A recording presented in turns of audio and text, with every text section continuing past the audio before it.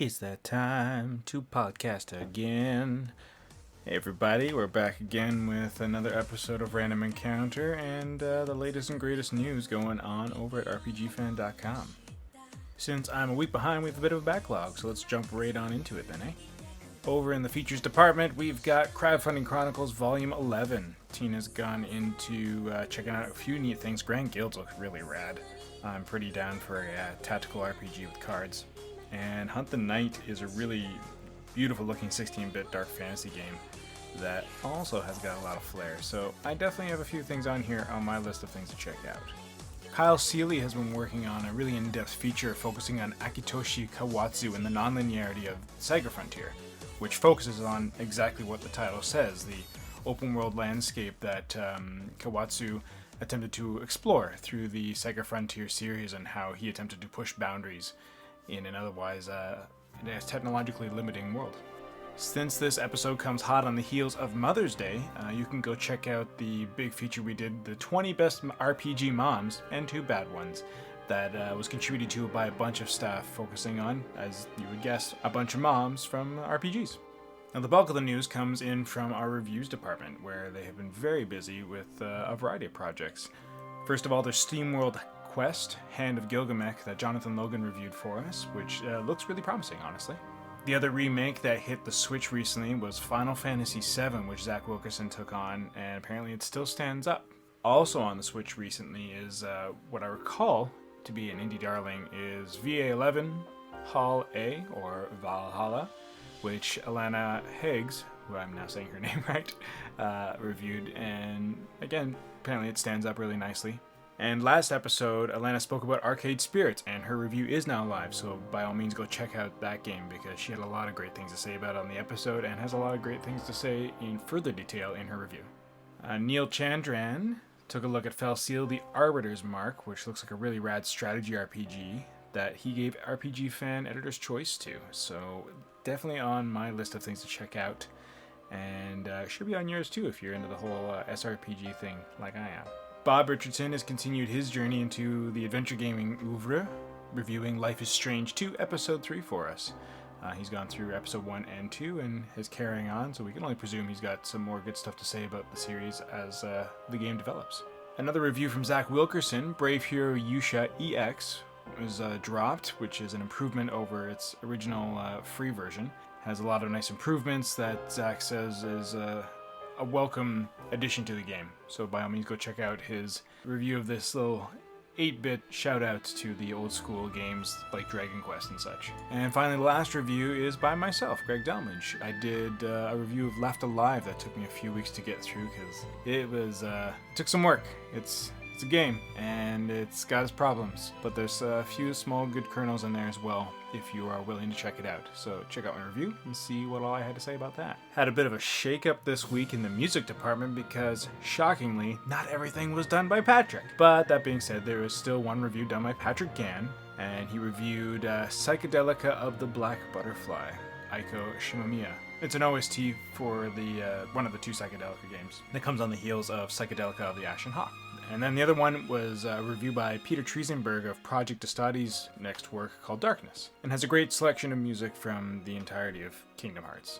And finally, I don't know how on top of the site you've been lately, but did you know that we got some video content now? That's right, we've had a YouTube channel for ages. It's been mostly a place where we drop trailers and just basically informative game update stuff that we get from developers, but we're finally starting to produce our own stuff, so you can check out some of the content that we've done. We've got one video review of Zenkai Zero, Last Beginning, that David did to kind of follow up with his written review. As well, we did our first reaction trailer to the Final Fantasy VII Remake. So if consuming video content is the way that you like to get your information and media, then we have got you covered. As always, for everything else, check out rpgfan.com, and now on to episode 164 of Random Encounter.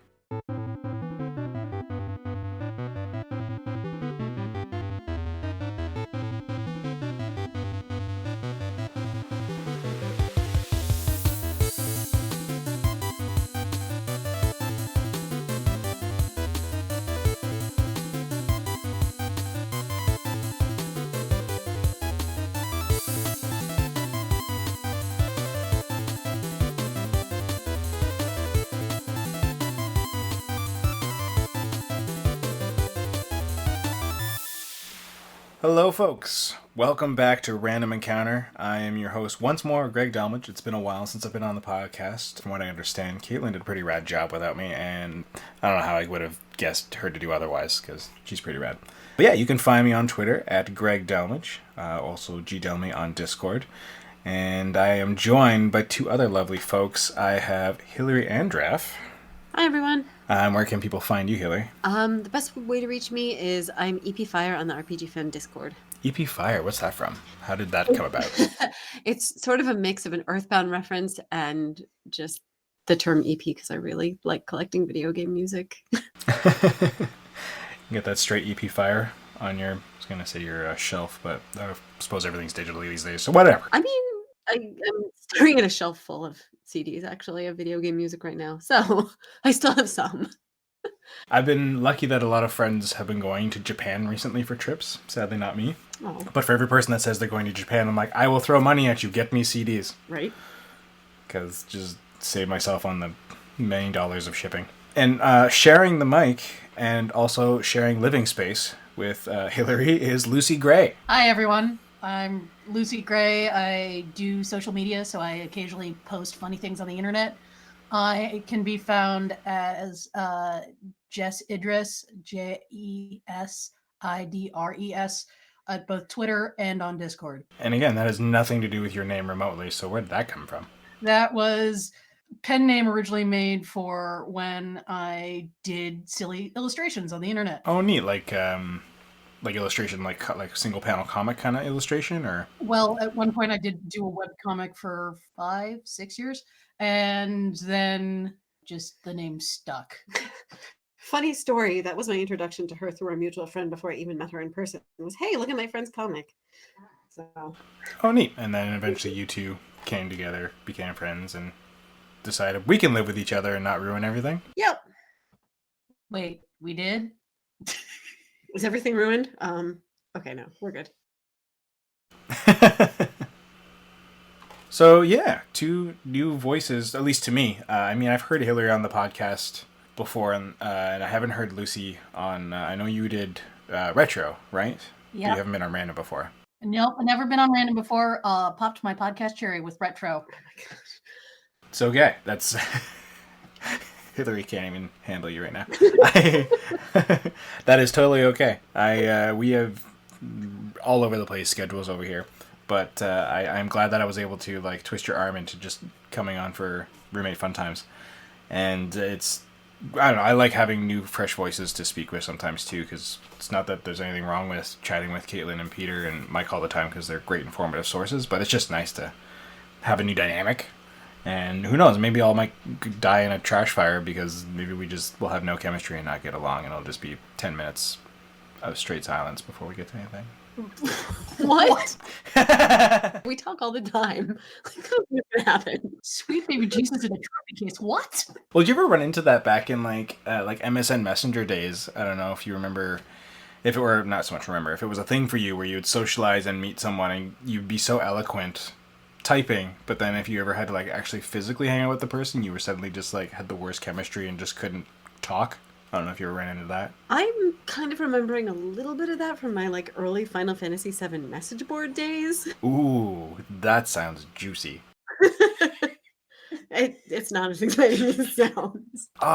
Yeah, there's a fun question is what ridiculous forums were you ever a member of? I mean, there's Final Fantasy VII. Not that it's ridiculous, so to speak, but just like what fandom forum were you on? That was my main one. Through like middle school and most of high school. Do I dare admit that I was on LiveJournal in the Doctor Who fandoms and let's see, King's Quest forums. How did I miss the? Oh, I'm sad. I missed the King's Quest forums. And is that just mostly for people like swapping secrets and all that sort of fun stuff? Yes, it was mostly. Oh, very cool. And also various people complaining about whatever new game was coming out and how it was never going to beat King's Quest 1, 2, or 3. Curmudgeon-y gamers. Always been around. Oh my god, I can't believe this doesn't have a text parser. Sorry. Don't know where that came from. Oh my god, you can't zombify the goat. This is all. In my full disclosure, I've played through one vicariously through a former partner. Dang, I'm forgetting. I think it was 4. The one with the princess. Yeah, it was like kind of early 16-bit kind of look. Yeah, and she's trying. Was she trying to find her partner or something? What was she trying to find again? Was she trying to find the fruit to save her father? That's what it was. Yep, that's 4. Yeah, that's the one. That's the only one I've really kind of encountered. Aside from that, I've played through like the Trogdor game, which was aping on King's Quest 1. I didn't get a. I threw that baby. Now this reminding me of the early days of the internet and badger, No. mushroom. I was just talking about Weebly stuff with one of my coworkers not too long ago. The Where Do They Have Lions? That one. Only in Kenya. Exactly. And then it leads to thinking about the running Kenyans and yada, yada, yada. For my weird forum stuff, I mean, the only thing that was like a hyper-focused fandom, I was part of the Linkin Park forums briefly. So I was really into Linkin Park. So I had that one. But as far as game fandoms, I was on, I found out a couple episodes ago that Solosi actually worked at cavesofnarsh.com. Yes, he did. But I've been a member there for ages. And then aside from that, my, I guess, full disclosure nerdiness was that I did role-playing through forums. So there's a couple websites that they would either, that started actually with a Gundam one through Mobile Suit Gundam, where basically you got a Gundam suit and you like would email in your actions that you wanted to do that week, and then they would have writers who would write up battles, or someone would just go through and process at the website what you did. But all the role-playing happened on the forum, so interactions with characters and this and that and the other stuff, and it's what started getting me into creative writing. And then I did like a fantasy one and a couple other stuff. I did a Legend of Zelda one and briefly tried a Harry Potter one, but it wasn't fun. Oh. Well, it kind of depends on the community, really. It does. But that's kind of what got me into got my D&D fix out, because I didn't have anyone to play D&D with, unfortunately. So That can be such a pain. And it's funny, I'm trying to wrap my head around, because I know it functioned like that at one point, but emailing in some actions and then having a separate forum component, that must have been so annoying to manage. I imagine, and that's why, often these things kind of fell apart. And eventually one of them I ended up kind of taking over and running with the person. Like I did a whole redesign of the website, and we restarted like a lot of the story. I built like a new map for it, and I just did a ton of like graphic work and building of the world work with them, and just kind of remanaged everything, because the guy down in Texas had just kind of like effed off for a bit and just really didn't have time for it. But people loved it. The community wanted to keep it going. And he just wasn't coming in to do anything, and anyone that we kind of quote-unquote hired on as writers and stuff weren't really sticking to it, so I ended up just trying to manage this whole thing of like 20 to 30 players doing everything, by myself, and it was just finally too much. I had to be like, sorry, I'm out, bye. And then it collapsed immediately, and I felt bad, but I was just like, I can't. Well, it was good of you to try and step up. Yeah, and it was fun. Like, again, it taught me a lot of fun stuff, and it was a really cool game to do, but it was just a shame to kind of let it go. But yeah, that's why it gives me the experience to come here to RPG Fan and help manage a website and stuff too, right? Yeah, exactly. Origin stories aside. Yeah. Speaking of back in the day games, we got a really sweet trailer yesterday for Final Fantasy VII's Remake. Yes. We got some details and some spruced up looks, and oh my gosh, do go on, ladies. Well, I mean, it seems that they've actually spruced up the models from the original trailer when that was released, 2 years ago?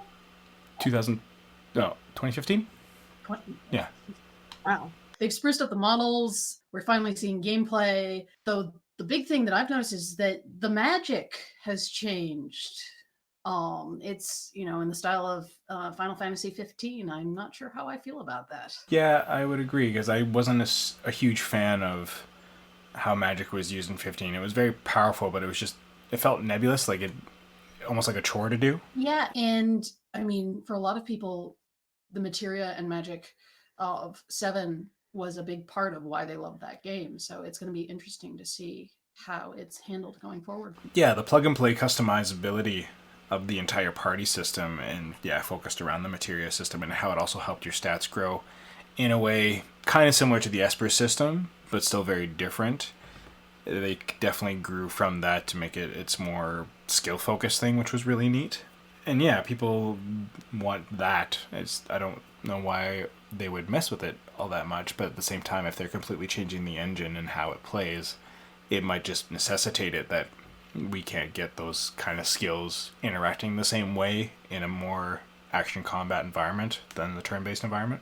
Yeah, it's got me wondering what those, final menus are going to look like and what you're going to be able to customize and not. Because it'd be really neat if we got something that played like 12, and I could see a lot of that still working. But if it is going to play like 15, as was being hinted at in a lot of it, then yeah, I don't know how like you're going to get stuff like charm and long range even mattering, stuff like that, because it just doesn't factor in anymore. But they haven't really shown exactly how combat is kind of running. Like, we've seen it playing, so to speak, but we don't know how actions are triggered and stuff. Like, it could be like a weird hybrid of 12 and 15 where you still have more action and movement in the environment, but everything's kind of still in its own sort of action time base, turn based kind of thing. So moving them around the environment, they'll just kind of act and react as their turns and stuff come up, and maybe you can go through their individual menus and pick out skills.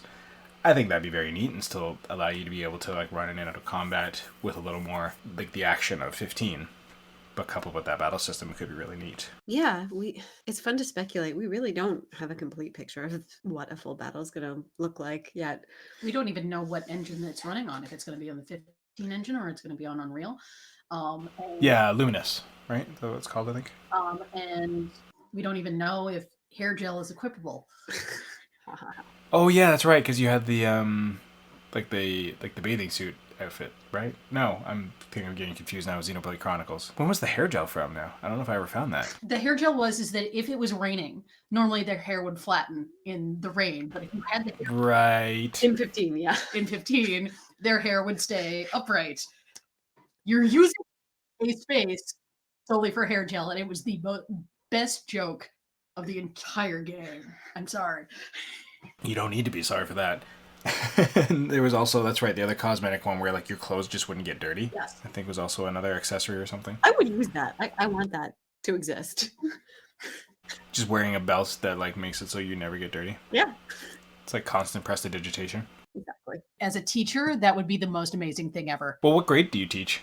I'm actually a special education teacher, so I teach elementary from kindergarten to 5th grade. But I imagine that does come with its hazards to your outfits. Oh, yes. Yes, it does. But speaking of, I guess, speculating, as we've obviously are still in a place of doing, because they had a big restart, for lack of a better term, right now. Can't find my words. But they kind of restructured how the game is being built and the team and all that sort of stuff. And I believe they pulled it back in-house with Square Enix and took another crack at it, which is possibly explaining why we have so many of these changes, especially with the models and just the world in general. It just seems more vibrant.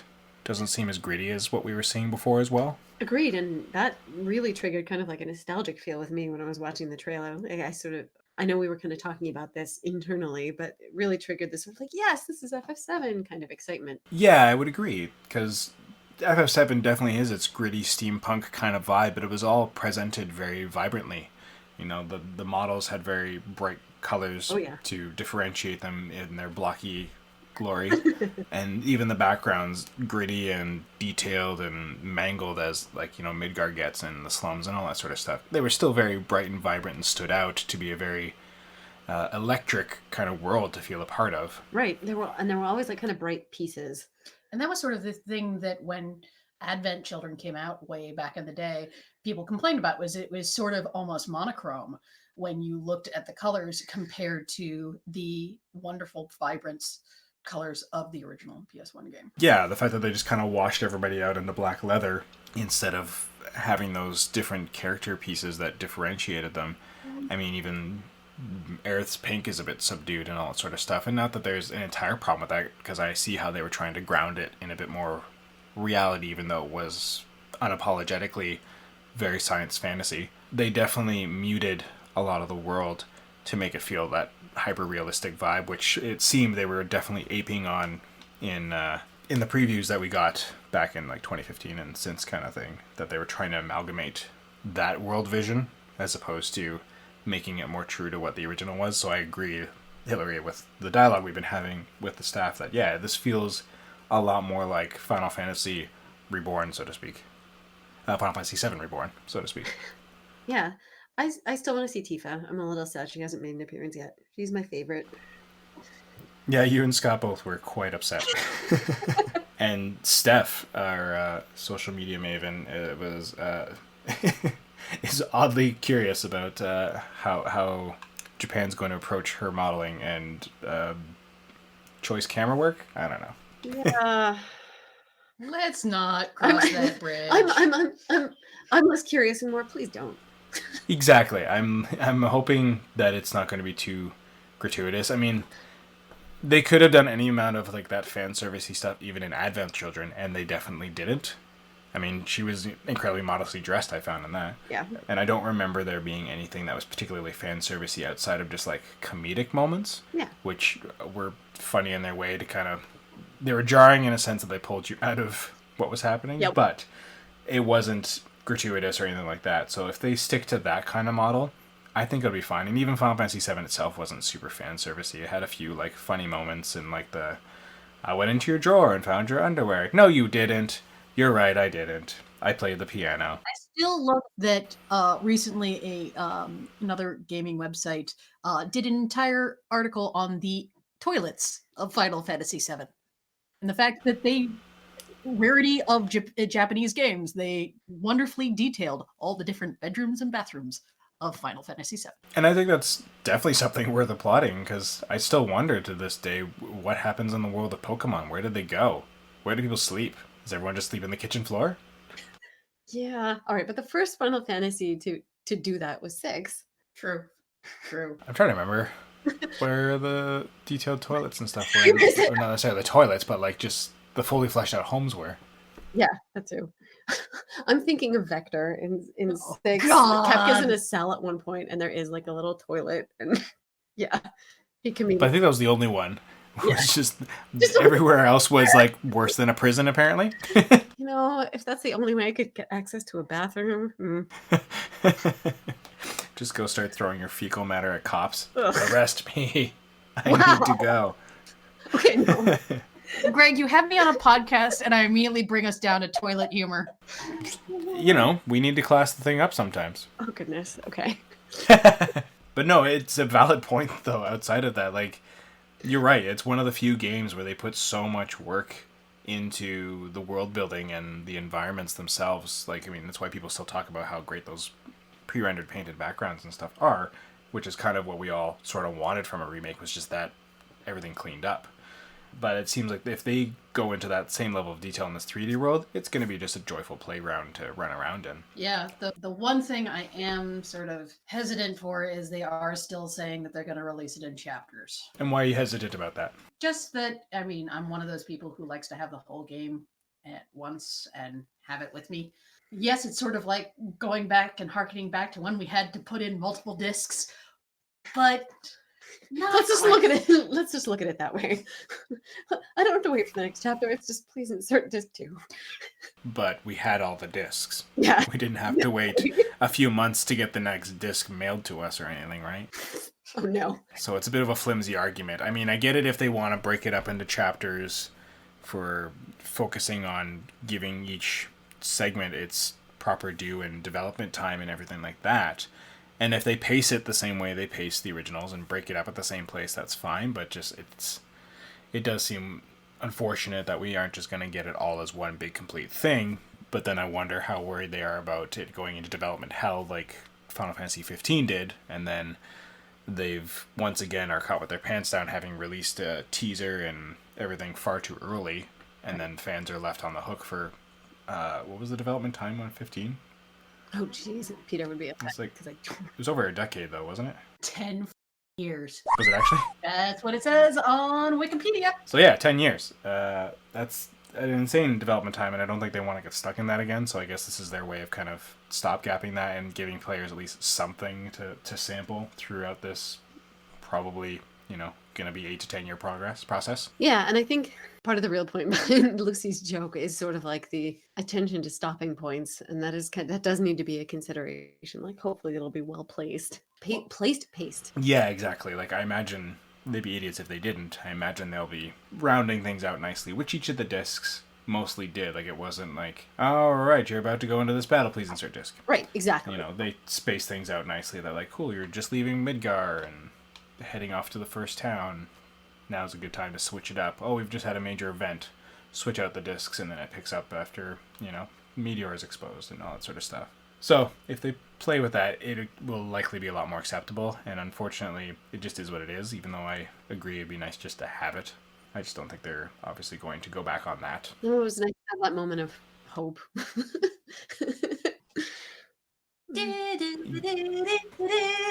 And then they took it away. I know we've talked about our speculations and hopes and dreams and stuff on an episode of Retro Encounter, but just for you two. So what do you want to see remade the most out of Final Fantasy VII, first of all? Lucy. I don't actually know. I'm sort of at a loss of exactly what I'd want to see be remade just because there are so many great moments. One of the things that I think, is it going to be interesting to see is just how much, given the shift in culture, how they're going to keep in what they're going to throw away and what they're going to update for Final Fantasy VII. You mean in terms of like character dialogue kinds of story things? Yes, plot and address. We forgot to mention Wall Market when we were talking about quote comedic. Mm-hmm. I figured it would come up Yeah. possibly in this segment. I guess my answer, I really want to see Cosmo Canyon. That will be stunning. Yes, I'm really. I don't even matter, not if it's done right, just being able to get around it and see all its vista as opposed to just seeing it as a matte painting, so to speak. Yeah, exactly. Loved how it looked and just the music, the whole mystique of it all.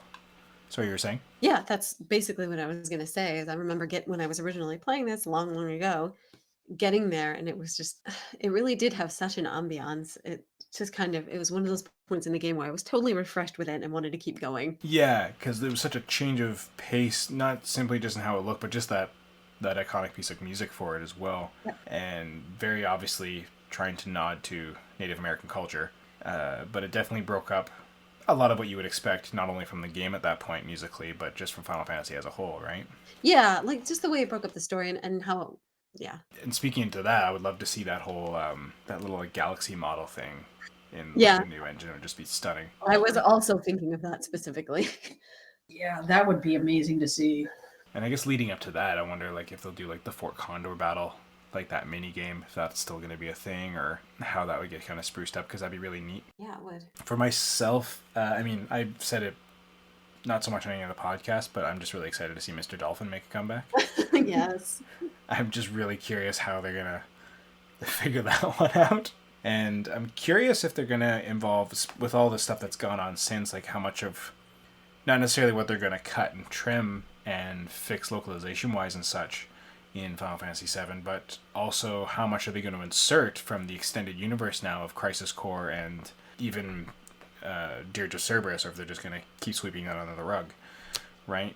Like if they're going to involve any of the Lucretia story and such like that a little more with Vincent's development and such, right? Yeah, though I have to admit, thinking now back to when the game originally came out, and as you said before, like this is the time before the internet was really a big thing, and how the rumors always spread that there was some sort of cheat code that you could use to have Eris stay in your party. And I wonder if there will ever be a nod to that, because I just remember it being one of those wild rumors that stayed on for a good year. It'd be a good self-aware joke for sure. Yeah, it would. In terms of what they're going to incorporate from the other games, that is a really good question. Deep Eyes. There'll be a whole boss fight. Yeah. With the entirety of Deep Eyes. I can't see them, like, hopefully there'll be some nods where they're appropriate, but I can't see them straying too far into, like, hopefully they won't get caught up trying to incorporate everything. No, and I hope not either, because, I mean, the stuff I did like about Dirge of Cerberus was just how it developed, like, Hojo a bit more and his whole motivations and stuff, and if some of that made it in, that'd be really neat, because he was such a weird, creepy character that had so much power over things, and then you had that weird moment with him on the beach where he's just chilling, and he's just like, we're all cool, because it's the beach. And you're like, what is all right. on? Right? And everyone's ready to throw down, and he's like, we're at the beach in my lab coat, but we're at the beach. Chill out, Al. And yeah, if they can, I don't know if it would benefit to take that sort of stuff more seriously, or if that kind of weird comedic anime humor will stick around. I don't know. And I'm wondering also then to that point if they will keep like Vincent and Yuffie as optional characters, or if they will become actual parts of the party now that you have to find, or Right. That is actually one change because I could see it maybe being a likely change with Vincent because there's so much tie-in. I don't know. That's a good question. Yeah, or if it'll be hinted more heavily that you can get them. It would be interesting to see how they handle those optional characters, and also see if they do, if they stay optional, if they're now permanent party members, or if they take the Final Fantasy 15 route where they're sort of temporary characters that come in and out of the game as where is appropriate. And I really hope not. Like, I hope we don't get that weird sort of like core party with like cycling members of like sometimes you get Sid, sometimes you get Yuffie, sometimes whatever. I couldn't see them doing that. That's a very different cast with above 7. So like, yeah, I hope. Yeah, because Seven's ensemble works so well all together, and it's built to be that kind of game. It's not just built to be 4 people going on an adventure together. Like, this would work with any other thing. Like, I would buy it if it was just, let's do a remake of Final Fantasy I in this engine. Cool, it's just the 4 heroes of light. I could see that jiving and then having a swing if you wanted. That could be a fun action RPG. This is Yeah, it really could be. And this is not Final Fantasy boy band. Yeah, exactly. It's depending on how you view the white mage.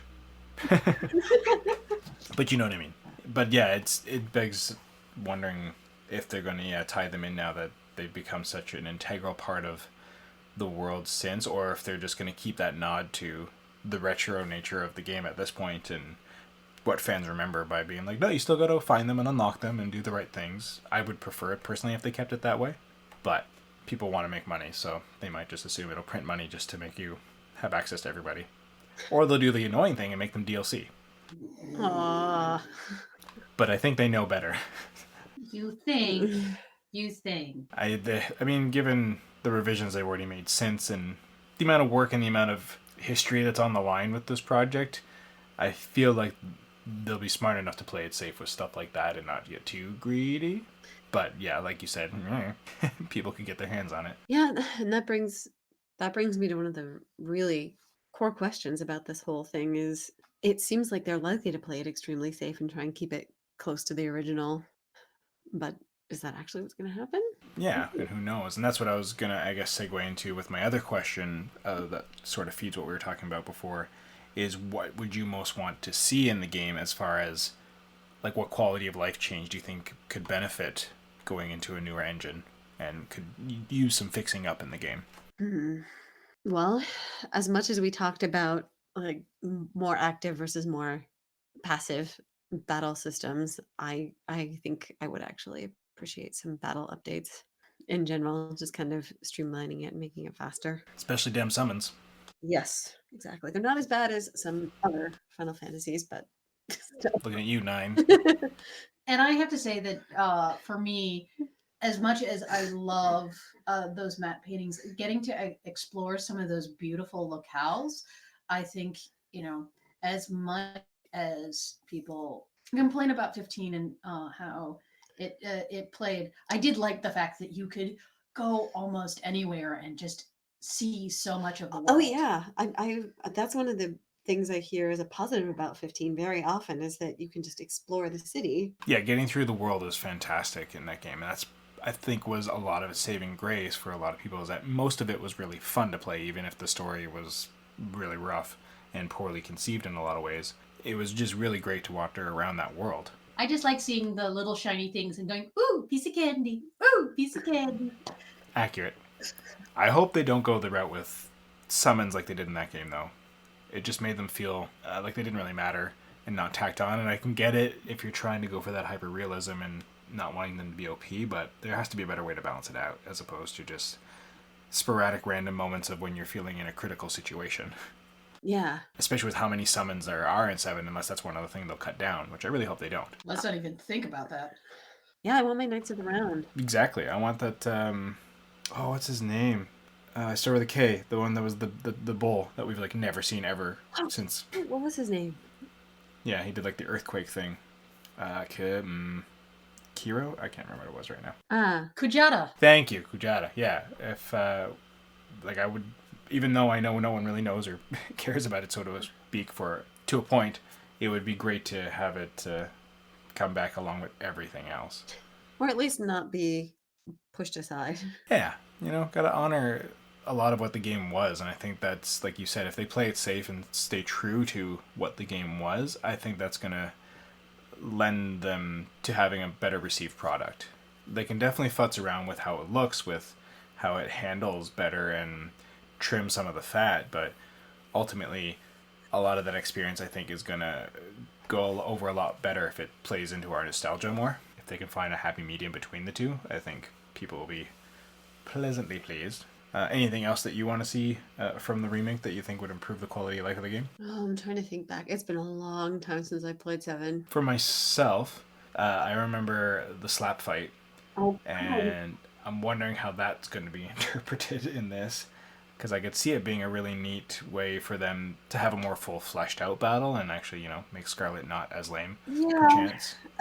Tifa deserves that. I have a rant about how if that actually happened, Tifa would just probably knock Scarlet out of the room. So it would be nice to see that as an actual battle and not be thinking that. Well, exactly, because it made no sense that she would literally be pulling her punches.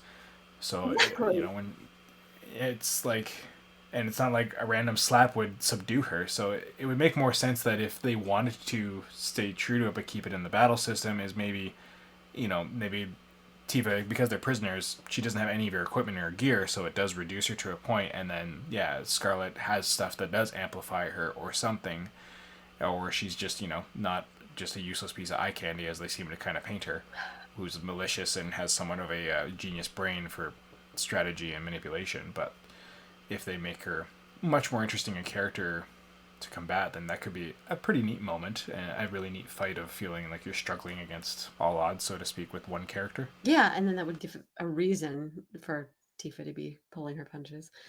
Exactly. I'm not exactly sure how I want to see it changed, but I'm excited about the chocobos. If they ride like 15, I think I could be alright with that. Yeah. I enjoyed how the chocobo handling was in that game and how into them the characters were. I just wasn't a fan of the chocobo racing. It just felt very tacked on. Again, it was neat, like controlling it wise, but like there was no spectacle to it or anything. It was just like you're just going to race against your buds just for kicks. But if they interpret that into the actual full-on racing thing at Gold Saucer, that'd be incredible.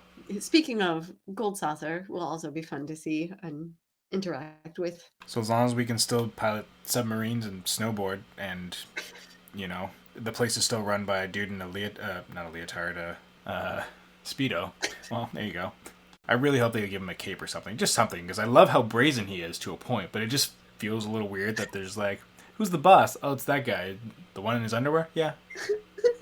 Now imagine that, lovingly detailed, rendered in 2000 and whatever, and seeing all the 2021.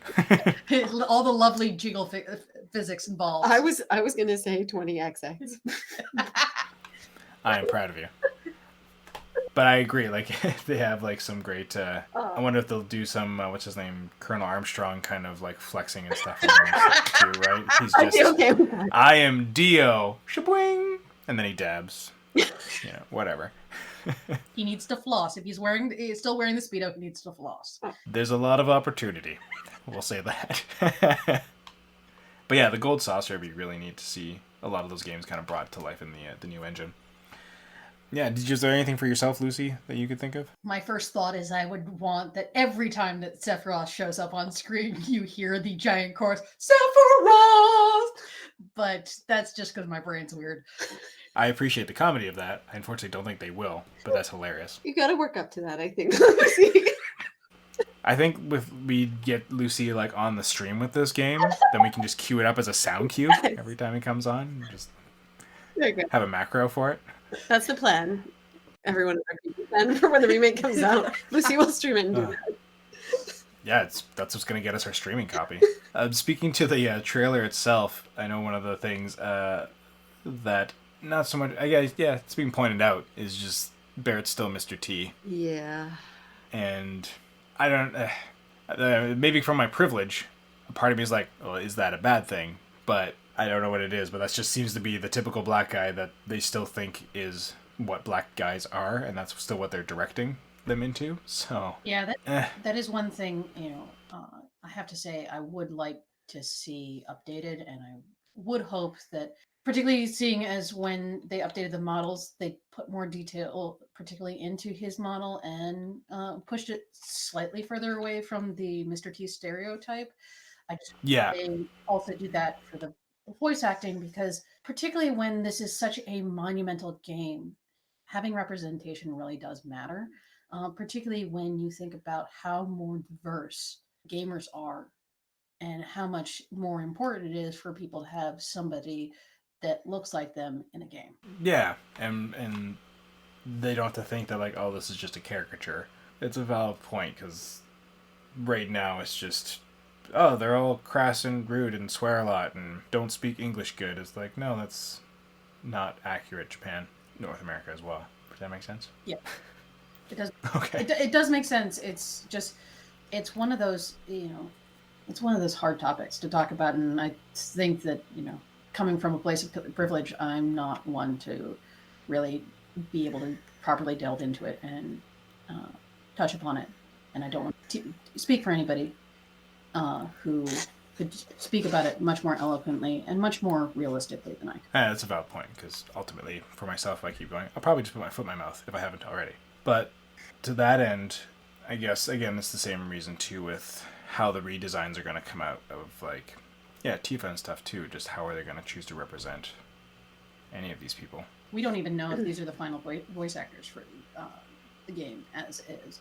And judging by the fact that a lot of people have started to talk about it, I've seen several articles already. I'm hoping that it's a bit of a good, it will help push them in the right direction. Right. I think we're all hoping for representation to be well handled and for everyone to be listened to, essentially. Mm-hmm. Yeah. On that happy note, It's tough topics are tough, but part of moving this sort of stuff forward is talking about it, no matter how uncomfortable it can or cannot be. There's a lot of times through a lot of social change that's happening where I've definitely put my foot in my mouth, and I thankfully have a very wonderful patient partner like Annette who has taken moments as well to correct me on, like, you realize how you said this, how it could be received, like, oh yeah, and that's just because I'm coming from a place of privilege, like you said, Lucy. Like, there's definitely people who can talk to this better than we can, because we only know so much about that struggle because it's not ours. So it's important to talk about that stuff, no matter how uncomfortable it gets, right? So I don't limit any of it. Yeah. But yeah, moving on to other aspects of the trailer, that I like seeing how the enemies are being interpreted. Like that big mecha with the saw hands.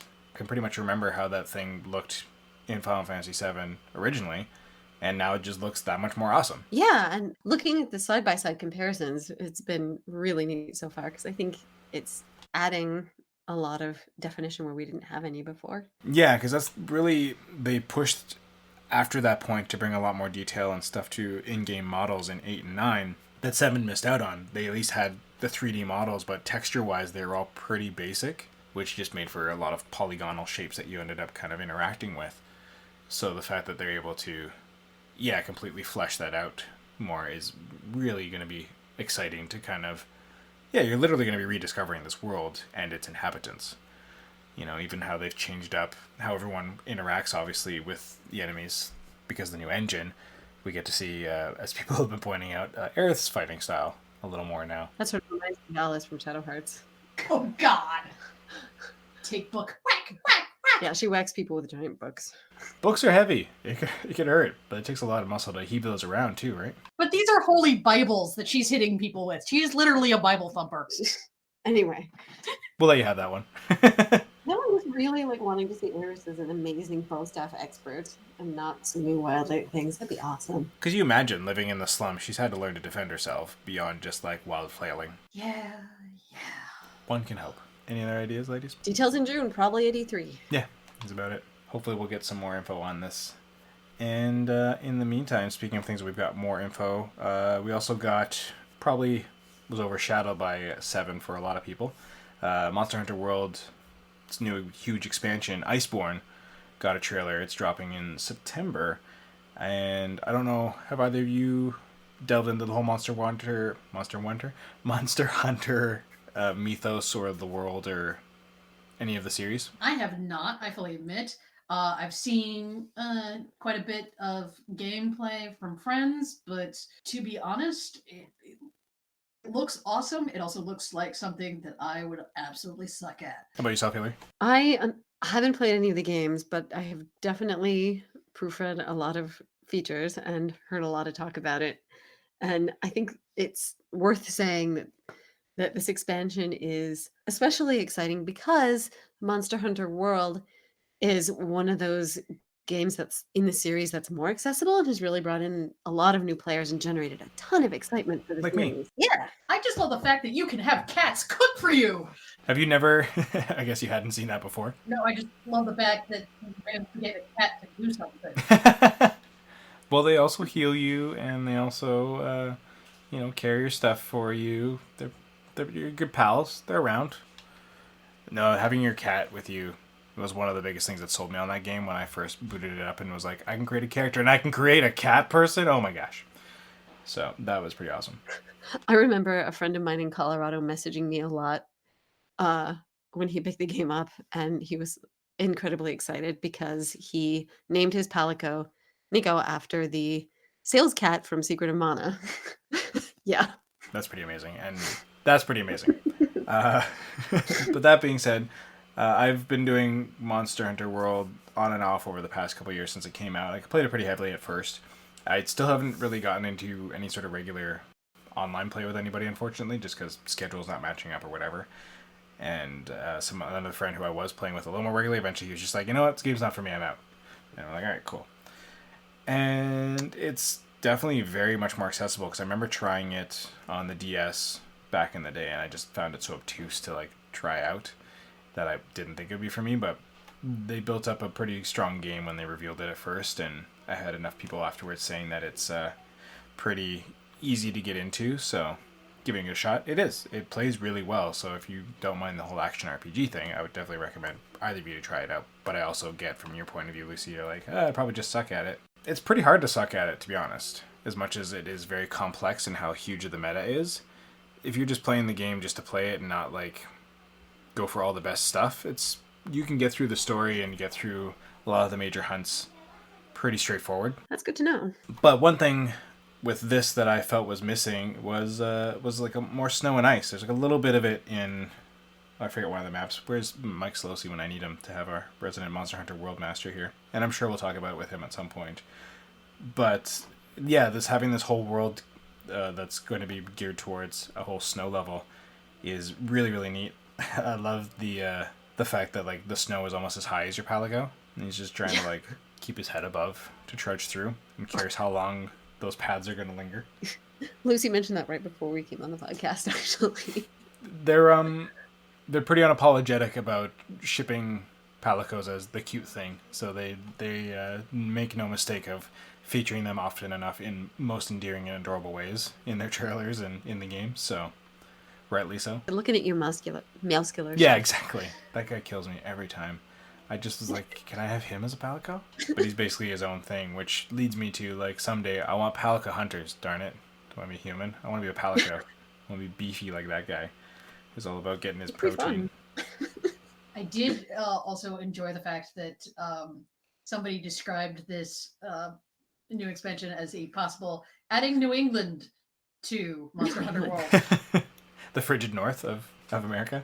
You know what else, though? It was reminding me of something, and I really could not put my finger on it, and now I just realized it's reminding me of the Horizon Zero Dawn expansion. So it was a similar theme. It was a very, like, icy mountain challenging. Yeah, the Frozen Wilds. Area. Yep. That was not lost on me even back when it was first teased. I was like, oh, interesting that the first expansion, yeah, it's going to be in this whole ice-centric spot. I don't know if we're just getting one map. That's what it looks like, but if it is going to be a big giant expansion, I'm wondering how many more monsters and stuff they'll be adding to this one map and having them interact with everything. And of course they tease some cool new monsters for it. There's this giant antlered beast that looks like it's going to be terrible to try and fight. And there was a new like frozen dragon. There's a new take on the Giratudos, if I remember calling the name. It's like this fish kind of monster. So they had that one that was like kind of swimming through the snow, which is clearly just kind of like a model swap of it. But that was the only real model swap that they seemed to have. It was all seems to be original monsters that's coming into play. And then they had that bat one whose name I don't know, but I'm pretty sure it's coming from a past generation. If I think Mike Solosi was saying, I'm pretty sure that's the one. And it's really like scary and slinky looking. Like it's like a low to the ground bat, kind of creeps around like a cat, but it's also a bat, and just makes it very dangerous looking, and that it just pounces on other monsters and stuff. It looks really neat. So it's definitely gonna be exciting. It's kind of sneaky. Yeah, exactly. Like it just looks like it's gonna be slinking around everything and could very easily spring attack anybody, monster or player. Well, hopefully you'll just get it to fight some other monsters and stand back. That's half the joy of that game, is watching them get in territorial disputes. But the thing that bothers me is that not everybody has that. So like there'll be certain monsters that they might take a swipe at each other or they might hit each other by accident, but generally they're both there for you. So they're not ever going to turn on each other because they specifically, I guess, don't fight over territory or whatever. But they might accidentally take a swipe at each other and then might swipe back and have a brief exchange. But because they're not designed to, in their programming, to have territorial disputes, thus they don't have the animations of fighting with each other and like grappling like some do, that then they just don't end up ever doing that. You mean you can't have kaiju battle in Monster Hunter World? Oh. No, only some kaiju battles. Oh. Pre-scripted kaiju battles, essentially. So like you can have like Bayroth and Giratidos go at it, because they'll dispute territory and they'll fight over it, and they have like these cool animations where like Giratidos will like kind of slink around it, and like they just get all up in each other's grill. Whereas, you know, if you were to like make Bayroth run into Diabolos, you know, they might take a swing at each other like as they would the same way you do, but there's no specific animation for the two of them fighting. Thus, there's nothing really happens from that. Eventually, both of them are going to turn on you, or one's just going to leave while the other monster comes at you. It's kind of unfortunate. I wanted to see like everything fight everything, or at least if it was very clear that one was just like, oh, this one's here now, I'm out. But that doesn't really work. At any rate, Iceborne's going to be a thing soon. September, yeah, as I said, September 6th, I think it was. So we will likely be getting more details, and I'm sure they'll have all kinds of cool new free content. From what the looks of it, I don't know if you two quite caught that with the trailer. Is this going to be kind of like whatchamacallit, Dragon Age Origins Awakening, where it actually is released as its own separate like full disc expansion because it's so big, or is it going to be just a full like just DLC tacked on? It wasn't fully clear, but it looks like you can just pick it up as its own disc. It seems to be what they were marketing it as well. That's kind of fantastic. Yeah. It's true, because you can kind of see like they're doing a package, like a physical package for people who haven't picked up the base game. Yeah, and is that just Monster Hunter with Iceborne preloaded, or is it just Monster Hunter Iceborne and you have to have the previous game in order to get it, or it's just like a bonus kind of packaging and stuff? I don't know. Well, I think that's going to be made clearer as the sooner we get to it. Yeah, that's true. Sort of looks like it is both. It's a package. It's a package. Gotcha. Okay. Of both. Well, that'd be neat for people who haven't got in. It's a good way to kind of refresh things with like a really cool launch, because they've been doing great to release so much content for free.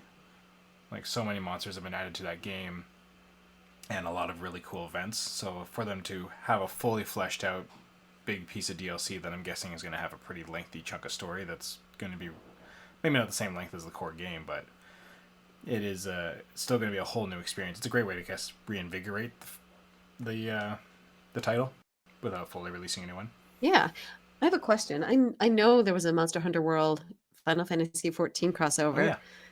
I've seen the palette goes around 14. What did that look like on the Monster Hunter side? Do you I know? actually haven't gotten to that because I'm still low enough level that I wasn't able to enter the fight. But from stuff that I've seen, it was, Behemoth looked rad in the game, but it was an arena fight, so it wasn't Nice. as far as or maybe that it does troll around inside the maps after you've done it and unlocked it. I can't remember now.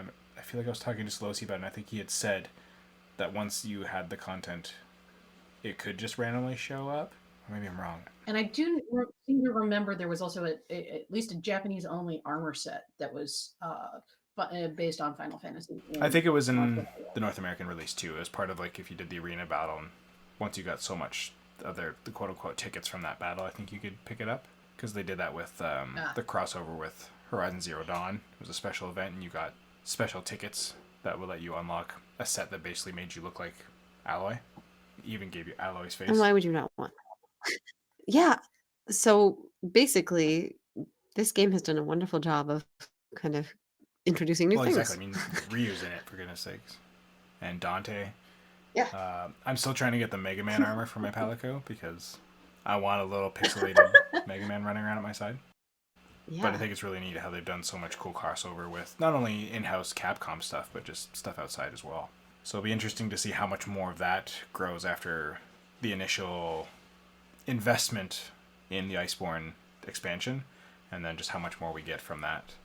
It's going to be bananas. But in fairer weather, like we have right now in Vancouver, you can start doing some other activities, getting outside and start working the land. We have at my house that we rent, we were lucky enough that we had a front and a backyard, and in the backyard we started a garden when the first summer we were here, and it's been okay. I'm still learning how to garden things and keep them alive. We've discovered it's very rocky kind of soil, so stuff hasn't been growing as well as it could be, so we definitely need to get a lot of our compost in there, and we're refreshing the whole thing this year. So I tend to make posts about it on Instagram and stuff, calling myself Harvest Moon Greg, since basically everything I've ever learned about farming and gardening is from Harvest Moon. It is a lot harder than Harvest Moon makes it out to be.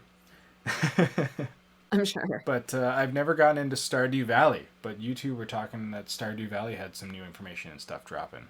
So let's go into that, because I love me some farming games. So in the joyous news of Stardew, we have 1.4 update coming up very soon. We don't have an exact drop date, but it is coming within, they're saying, within the next month or two.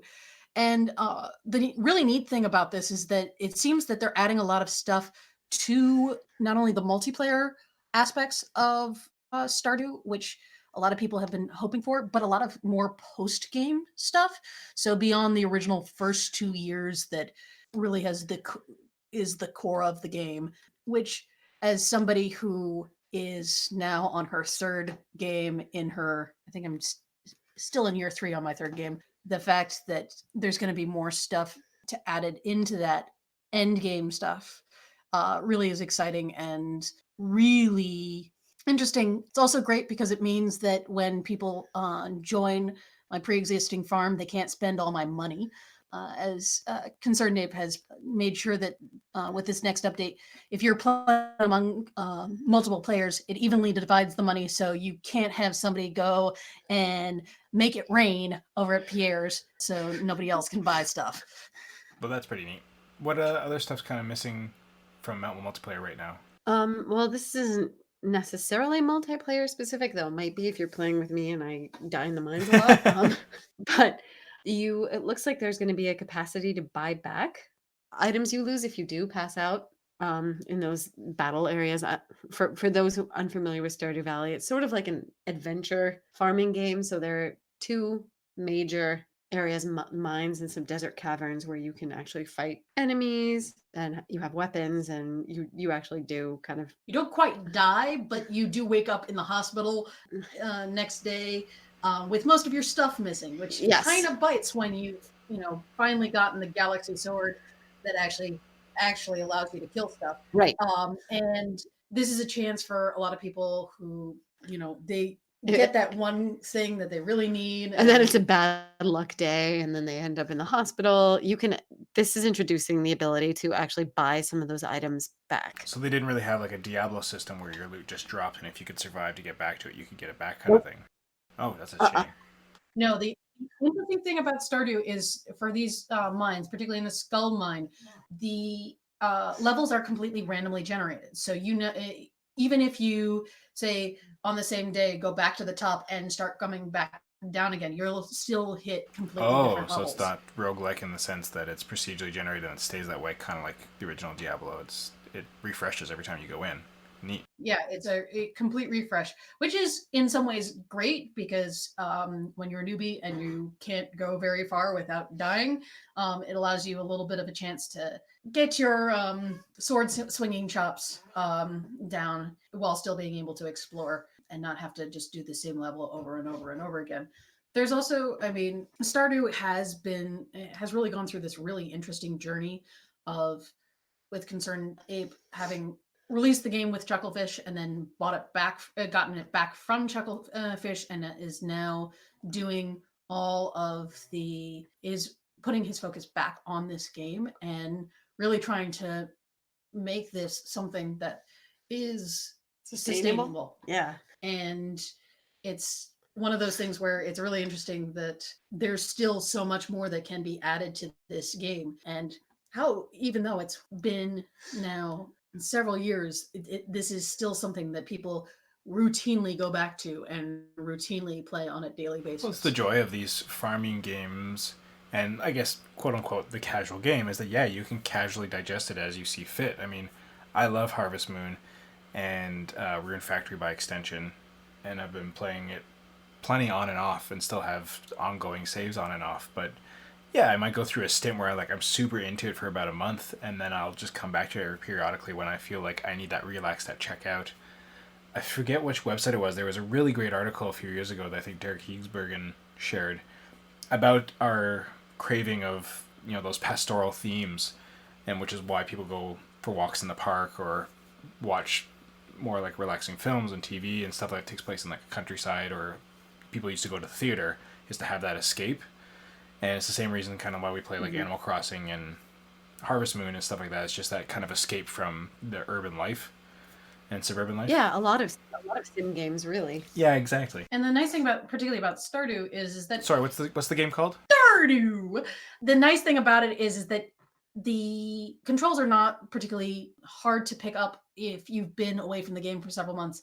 As a school teacher, I fully admit there are times, particularly during school testing, where I'm not in a mood to be playing a game necessarily when I come home. So there's going to be a month or two where I'm not playing a lot, and then being able to get right back into it and not really feel like I have to get something done in this certain amount of time makes the game, something that's relaxing at the same time, unique each time.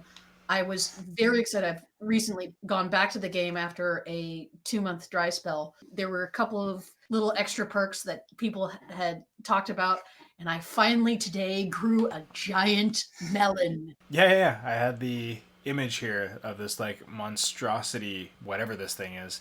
So how does that meteorite, it looks like, come about in your garden? Well, it's a completely random generated thing. It's one of those things you can't really plan for. You can set up just growing a lot of those crops at once, but it's a completely random generated thing. And it's one of the fun things about Stardew is there are these little quirks in the game that aren't going to happen on a routine basis. Yeah. You can... That one, there are certain parameters. Like you have to grow a certain number of high quality crops next to each other for that to have a chance of happening, right? It doesn't even have to be high quality. It is only certain crops that do it, but it's not, it's purely by chance. There's little itty bitty Easter eggs that are hidden in the game that pop up at completely random times, which is part of the reason why I've had 3 different games in this world, because it's just, you get a different experience each time. Yep. In the multiplayer farm that I play on a lot, there's a meteorite that fell in our chicken coop. We actually built our chicken coop around it because we thought it looked cool. Yeah, like, what are you gonna do? Are you able to mine it? You can mine it! I know. Well, you have to upgrade your tools first. You'll get to that. Anyway, this game accommodates a wide variety of playstyles too. And little things like that really do keep it interesting. And I think the separate money is actually a really smart step, because I think it'll go further toward accommodating some of those things. Like maybe one person wants to spend that money buying catalogs to decorate the farmhouse, and someone else would rather actually like really farm those crops. And then there's somebody like Steven, our RPG fan alumni, who will go fishing at any drop of a hat. Yes, he has been a co-op guest and basically goes, I'm gonna go fishing. But bye, Steven. Thanks for visiting. Old man Steven. The other cool thing about the 1.4 update is, wait, is it 1.4 or is it already out in 1.3, that you can now construct a ring to marry another multiplayer. Oh, very cool. Which, that would have fed very well into Steven's actual proposal. I think it's actually already out in 1.3, but I think there are upgraded quirks that they're talking about for 1.4, which, again, the fact that they're really trying to make this a game that you can play in so many different ways is one of the reasons why I think Stardew has had such a great staying power. I'm sorry. I meant to say Stardew. Third time's a charm. I'm gonna, and now just for the sake of fans, ask you to justify why we're making you say it like this now. This is a ongoing joke between me and Hilary.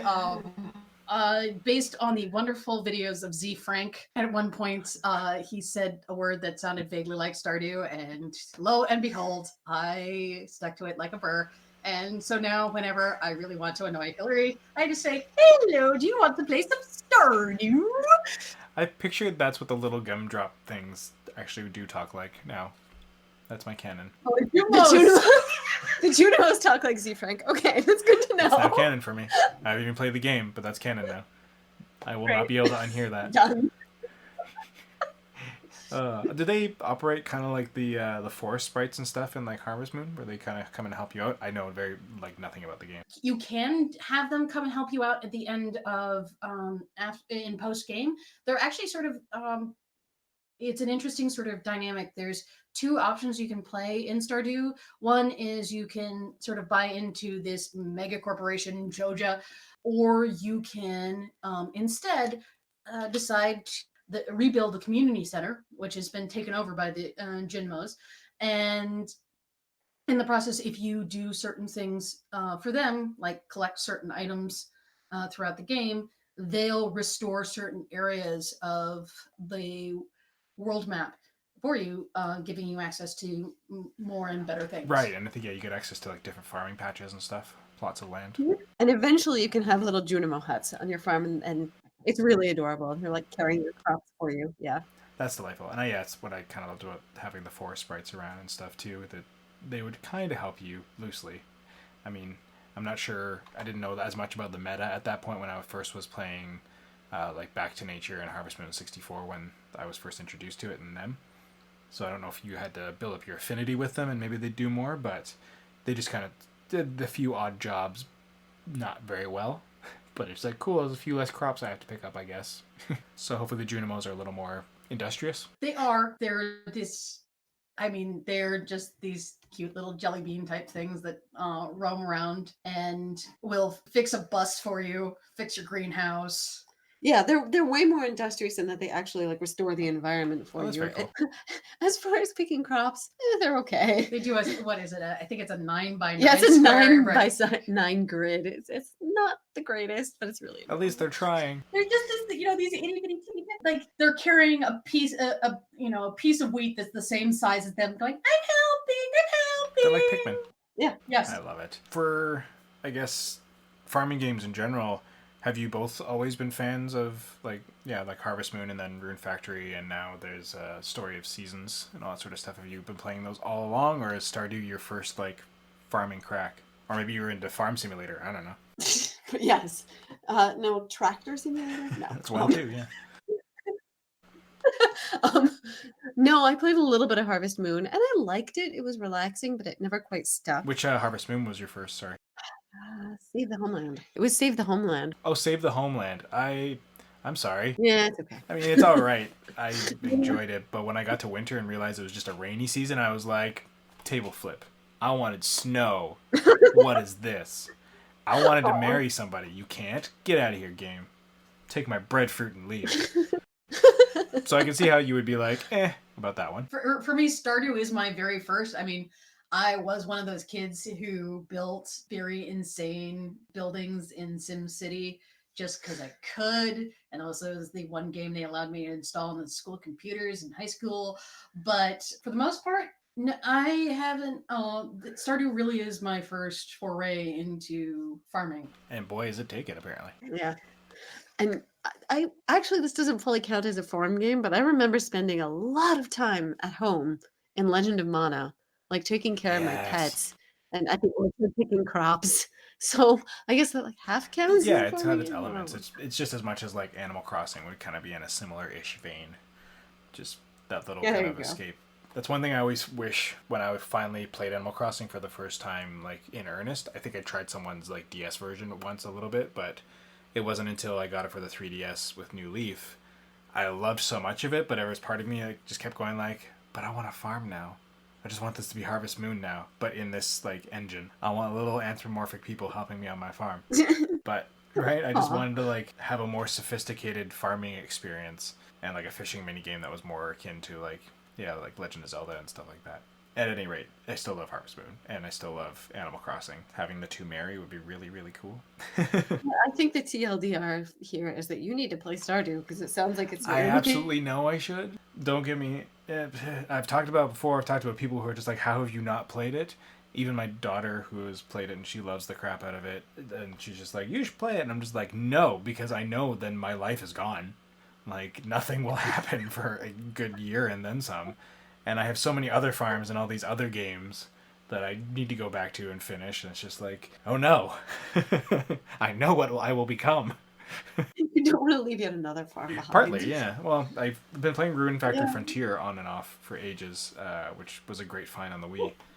And I managed to snag a copy before it kind of got super scarce. And I like it a lot for what it is. Just the combat is probably the most frustrating part about it because it's just not very precise. It's very nebulous. There's no like targeting system, so it's kind of frustrating in that regard. I actually played a little bit of that one too. And it's really neat. Like there's a giant whale in the sky, and you can go all Jack and the Beanstalk with it. It's really cool. It's anime as heck. Sky wheels are always a plus. It's really neat that you get a little skyland, and it's cool that you can farm in the dungeons and stuff too, that they kind of act as like seasonal greenhouses, which was neat when you can start to really like manipulate the meta, but it does require you to be doing a lot more running around. The part that gets me is just sometimes it's frustrating to do the combat, but still I like the game a lot. And that's because I have that experience. Also, the pragmatic cheapskate in me is like, well, why spend money on another game that I basically already have? Even though, from what I understand, Stardew does it all better. So then I'm just like, but then I'll just never play this cool game.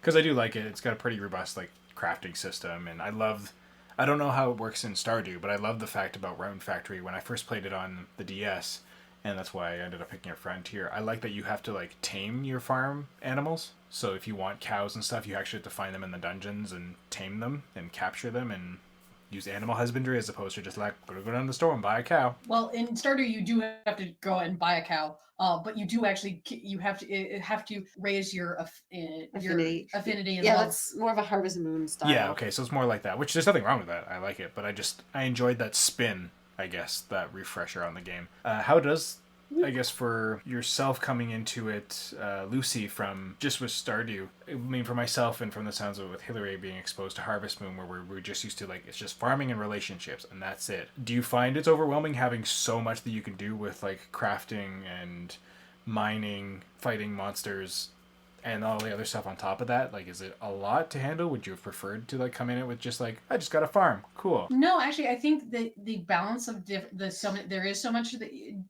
so many different things you can do that you actually it was a nice balance for me. That it wasn't just farming, it wasn't just going into the mines. It was a little bit of everything.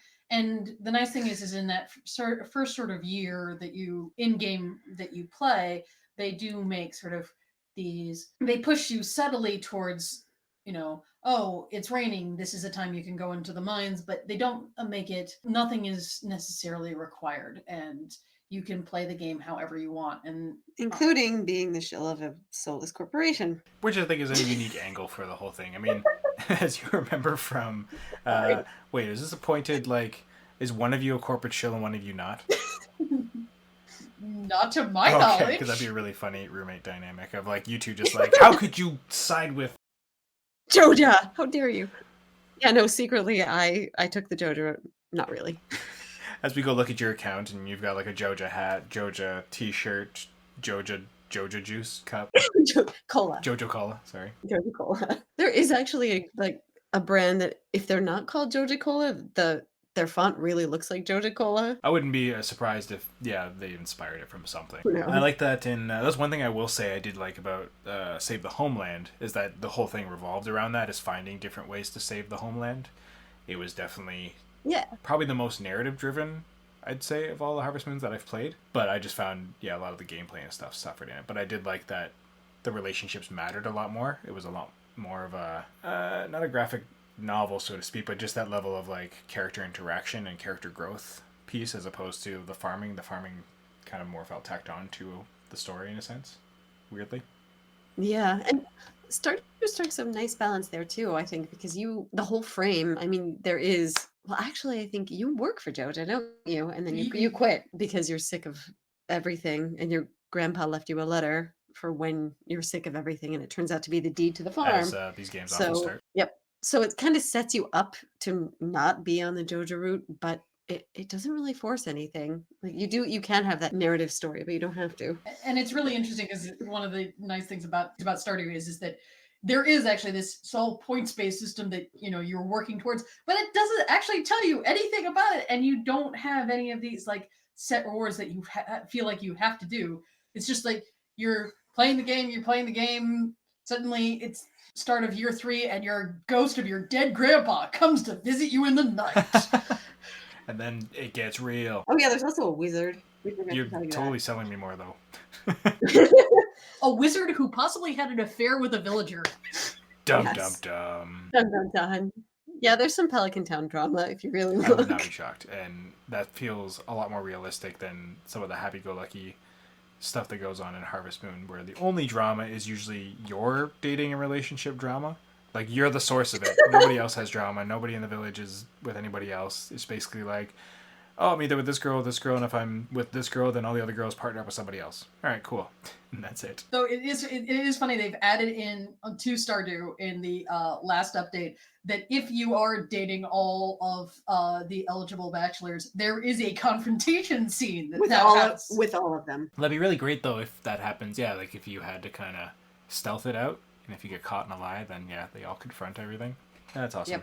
Yep. The other thing that could make me potentially sold on this, I was going to ask you, is the multiplayer.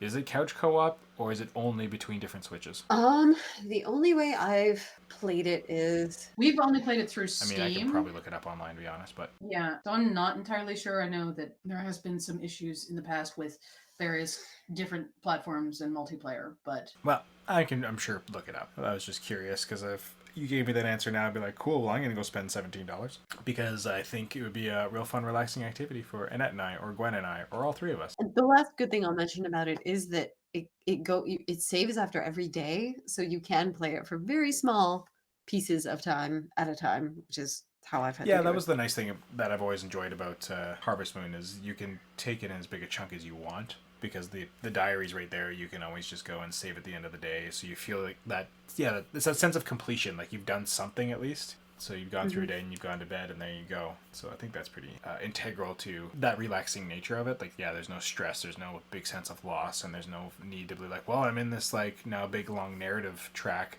of solving this quest that'll probably take me about an hour, but I won't feel satisfied unless I complete it. It's very easy to get trapped in those kind of loops and more complicated RPGs and such. I run into that in a lot in Switch, like just one more shrine in in Switch, in Breath of the Wild. Just do one more shrine. No, you never do one more shrine in Breath of the Wild. On a fun fact, I'm still playing through it because I'm poised to beat Gan at any point. I'm at 113 shrines. I'm like, there's 7 more out there that I just want to find before I beat them. There's 7 more out there, and then if you get the DLC, there's another 10? 16. It's hilarious because I have a student. He's in 2nd grade, and I have become the coolest teacher ever because if he does well, we talk about how to beat the shrines in Breath of the Wild. Conversely, we were the worst parents ever because Gwen's dad got Breath of the Wild and got a Switch long before we ever got around to getting one, and she constantly wanted to talk about it. But Annette and I knew that at some point we were going to be getting a Switch. By that point, we'd actually already decided on how and when we were getting it. But we just knew that like someday we're going to play this game, no matter what, whenever we decide to buy a Switch or whatever. Luckily, Santa brought it, so there we go. But yeah, it pained her to not be able to talk about it, and it was a very good moment to teach her about spoilers and how to frame things, and she would just keep wanting to blurt stuff out, and we're just like, you can't. That counts. You can't do that. And it was so frustrating for her. So once we finally were starting to play it, you can see like this big weight come off of like, oh my gosh, I can talk about this now with you. But only to a certain point, of course, too, because so much of that game is discovery, right? So just because we're playing it now doesn't mean we've discovered all the same stuff. Because that's the joy of it, is just stumbling on these random things. You know, like, I found a giant horse. That's so cool. At any rate, yeah, Stardew, I know, is the cocaine I want in my life. But I should probably not just yet. But if it has some, good local couch co-op or something like that, it might be something that we'll be picking up fairly inevitably. Or yeah, we could just get it on Steam, because Annette and I both have our own Steam accounts. It just means buying it twice in the household, but whatever. Does it do cross-platform? That's what I'm not sure about. I'm curious about that too. Worth looking into. Either way, I got the internet for that. I won't grill you anymore on it. Well, before we wrap things up, we actually got a few questions from listeners, readers of the site, whatever. This one comes from Mayo on the old Discord, who asks us, what RPG secrets did you discover before seeing it, the secret, I imagine, in a strategy guide or online when you were younger? I think I can speak for all three of us, that we all came from an era that we started playing video games before there was an online. So yeah, we only could potentially get strategy guides, if even that was a thing. I don't even know if that was even a thing back in Nintendo days.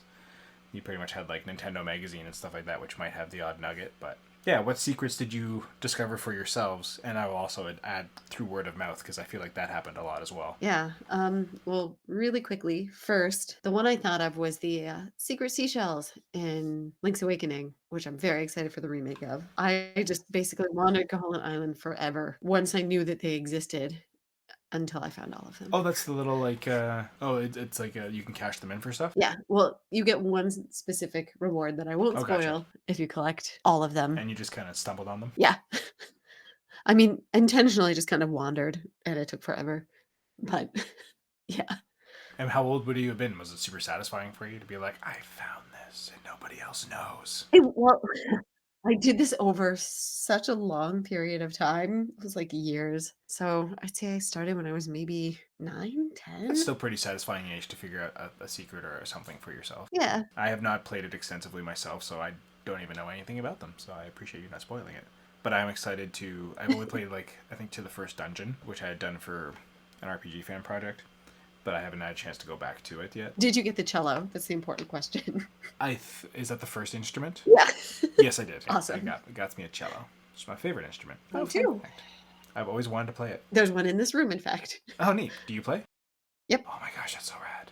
I wish. I've always wanted to learn. It's one of my, if I won the lottery or money was no option and time wasn't an option, I would go get cello lessons in a heartbeat. Yeah. I love the sound of it. It's great. And did you have any other bigger ones? That's a pretty cool one. Or pass it over to Lucy now? I think Lucy and I were both talking about King's Quest, so I'll let her go. Oh, gotcha.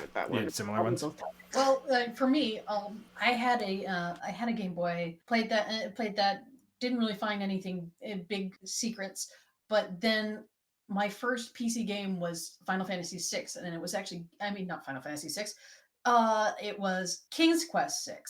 And it was given to me by a friend who conveniently forgot to give me the CD insert that comes with it, which she forgot to mention is required in order to be able to play the game. So I stumbled through the first part of that game, learning things almost completely by chance, and sort of having to do this whole world building thing, and ended up stumbling on a whole bunch of different things that I realized were, not expected to find in the game, because most people went by the manual and knew what they were doing. Yeah, it's worth it to mention that game was an old CD-ROM game and existed in the days of copy protection and strangely accessed manuals. And basically there's a puzzle a little before, halfway through the game, where you actually need to go into the directory of the CD and find this alphabet that this one magical, the winged ones. It was literally the page insert on the CD. So if you somehow had access to a CD burner and you burned this CD game, if you didn't have that manual, you still wouldn't be able to play the game. Oh dear. And the hilarious thing is I still managed to somehow play this game, but it's like the first quarter of the game you'll play, and then you randomly come upon these set of rocks that you can only climb up if you have this alphabet. Right, because they're puzzles at intervals, because everybody wants to stop on dangerous rock ledges and do puzzles. I don't know. Seems to be the best place to make the puzzle matter, I guess. That is par for the course for King's Quest. Yes, it is. But that's awesome that you figured it out. Similarly, it's not an RPG, but just with X-Wing and TIE Fighter, that whole series, I think I really loved the TIE Fighter one, and I had it installed with the floppy disks, because once you've had it installed, it's installed, so I borrowed it from a friend. But you needed a manual to access that. Usually there's a 3-digit code in, my Star Wars nerdism is failing me right now, the special language that's used in Coruscant. in the Empire and stuff that's printed. Anyways, you had like a 3-digit code thing that you had to put in. You usually reference the page number and you had to put it in. I would just basically keep rebooting the game until I got one of like I think the 3 that I had memorized. So I would just sit there for like a good like 10 minutes and be like, there it is, Endor, I got it, and like would put it in and I'd be good to go. I know that struggle of games that you got either through illicit and or borrowed means. But for me, I think I was trying to think if there's anything more recent than Final Fantasy VII. But I think Final Fantasy VII was the first time I really like found any secrets for myself. Because up until that point, I didn't really own any RPGs or any consoles that played them. Because I had a Genesis, and there wasn't a ton on that. And then I had a Nintendo, but I wasn't really into RPGs at that point. And even then, I don't think that a lot of them had a lot of secrets and stuff on the side, except for maybe like Zelda. But the whole thing was to explore all the secrets, anyways. So yeah, for Final Fantasy VII, when I got my PlayStation and just went through it, I didn't have a guide. I do remember a friend of mine had a player's guide, which I had skimmed through because I love the art, but I don't actually remember retaining any information from it. But I'm pretty certain I figured out like the Vincent and Yuffie as like bonus characters thing. Possibly, if I recall, it was likely through some word of mouth, but just figuring out how to make it happen, I figured out by myself, and that was super satisfying.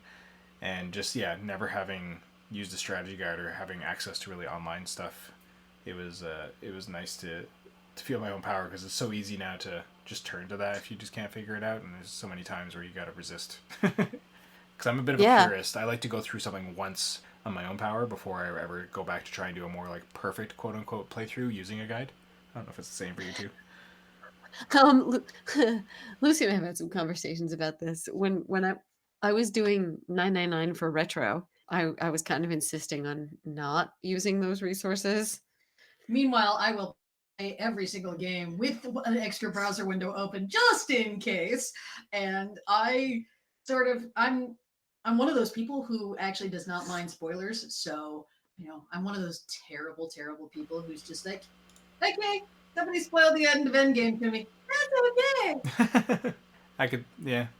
There's really certain people like that. Like I've had friends in the past who will be watching a series together or something like that, and then like the next week they'll come back and be like, "Okay, I know everything that's happening now." I was like, "Why? Why would you do this?" I couldn't stand not knowing. I had to know, so I went and looked it up and found out what was going to be going on, because it was a series we were behind on, so it's not like it was like Game of Thrones where it's all like speculation. But it was a series that had already existed, so like they went ahead and figured out what was happening in The Walking Dead. I was like, I have to know if this person's going to survive. I was like, no, you can't. Like, you have to be surprised. Wow. Like, that just takes all of it out of it. But yeah, some people just want to watch the world burn, I guess. It's one of those things that is one of the tensions in our household. Well, I mean, for retro, when I'm on like a time frame, I could see, like, I think I did it for Minish Cap, just when I knew I needed to just rip through it. But even then, I only had, I think, like a week or two. It's a different thing if you have like the whole month and stuff, but I think I came in late for Minish Cap. I just kind of jumped in. Yeah, very different story when I jumped in on the Ys Othin Belgana podcast, and that was a very, very different story. Yeah, play some catch up. You may as well just take some help, right? So I think the most fun I had with this dichotomy we have, it was you were playing Shadow Hearts for a retro encounter, and you were having trouble with this one thing, and I kept going, "Oh, if you just did it," and you would literally sit there and go, "La la la, I can't hear you, la la la, I can't hear you, go away." I remember that. I have that, but yeah, I can be a bit of a backseat driver by accident with the net too, because it's just my in me. I was like, I just want to help, and I just know, or I've done this, or I have. I'm definitely better. Like for example, with Legend of Zelda: Breath of the Wild, with combat, whereas Annette struggles with combat in most games. It's just not her thing. She just gets very panicky and then button mashy, and then hates herself for it because she wants to be better, but the stress of it, the situation, just makes everything fall apart for her. And I try to like then side coach, which ends up being like, "Danger, Greg, you're going to ruin your marriage." So need to like step back and not try and help, because she's in a place where she's just like, "I can't receive help. Why are you trying to help me? I'm clearly already terrible at it. Stop it." And it's a funny, terrible cycle of just stay back and let them figure it out for themselves. Yeah, there's a common phrase in this house: I'm helping. which usually is when you realize that it's your cue to make like a tree and leave. Make like a tree and get out of here. Speaking of which, let's do the same because it's been a good couple, not quite a couple hours, but we're getting there with this podcast. But yeah, good question. Thanks, Mayo. I would love to hear from any listeners too. What kind of awesome secrets you've figured out for yourself. It's not really secrets, but Annette, another fun anecdotal thing about her with video games, she has an awesome knack for finding glitches in like everything she plays. Doesn't matter how ironclad the game is, she'll find some way to accidentally break it. I remember Rob Steinman used to say that a lot on the podcast when he was playing. He would find a lot of that too, that he was the glitch lich. But Annette gives him good company. I've seen her just... I was like, how did you break Breath of the Wild? Like, Nintendo makes like the most tight experiences, and she still found a way to like get stuck in something. I don't know what happened. I can't remember, but it was ridiculous. Oh, I think the best one of those I've ever seen is I had a friend like back in high school, maybe even before that, who was like replaying Secret of Mana, and he found his way back into Patos Village and got stuck there. Oh yeah, there is a way you can do it. You can get out, but it's very specific. But I do remember, yeah, you can like glitch it out to push by the guards or whatever. Yep. That's a funny one. I've seen it happen. Oh gosh, breaking games back in the day when people didn't know what they were doing. But yeah, thanks for being on the podcast and chatting with me, folks. Yeah, thank you. No worries. I hope we can get you back around again. And Lucy, thanks for coming on your first random. I'm hoping it's not your last. No! I'm going to say no, this won't be your last, even though it sounded pitchy and like, no, you'll never be back and you didn't enjoy yourself. No, I thoroughly enjoyed myself. I was, for some reason, channeling a student. That's you are exposed to it all day. I sympathize. It takes a very special, heroic kind of person to teach. So good for you. It could be worse. I could be channeling another student and just be going, chicken, chicken, chicken, chicken, chicken. I want that character, and I want to meet that character in Breath of the Wild now. Yeah, that sounds like a good NPC. Right? Yeah, exactly. But yeah, I hope we'll get you both back. And yeah, Lucy, love your brand of randomness. So I think it's at home at Random Encounter. So please come by again. Mm-hmm. And Hilary, it's nice actually talking with you. I think this is the first time I've actually ever like conversed with either of you on the mic. So yeah, it's nice chatting with you both. I think we like talked. Oh, there was a meeting, wasn't there? Yeah, various RPG fan meetings. We've never been on a podcast together, so it's nice. And thank you, listeners, for being here, for your patience as, like I said, scheduling conflicts made it so that we weren't able to get an episode out the start of this week as a would. So sorry this is a week late. And until then, I guess if you have any other comments, questions, complaints for any of us folks, you can find us at podcast@rpgfan.com. You can hit us up on the old Twitter at rpgfancom. And as we just said, we have other podcasts. So you got Retro Encounter, which is quite a backlog. They've surpassed Random in the amount of episodes easily. And there's more stuff coming out on a weekly basis because, yeah, Mike's a machine. I say that pretty much every episode, so whatever. I probably say Mike's a machine almost as much as Rob Steinman talks about Dark Souls now on the podcast. And then there's Rhythm Encounter, which, I don't know, hopefully we'll have that coming back again soon because there's been so much good music lately. If Patrick wasn't busy writing all the reviews, I'm sure we could try and con him into it, but he's too busy reviewing all the music ever, as I'm sure you two are familiar with. Yeah, we're hoping we'll get there. Yeah, exactly. Who knows? Either way, thank you everybody for listening, and hopefully we'll, be back for more. Yeah, thanks all. Bye for now. Bye. Bye.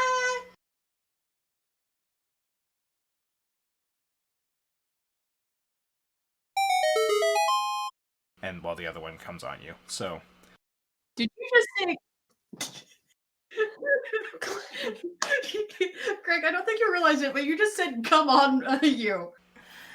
Nope, no I didn't. No, I did not. Quality entertainment.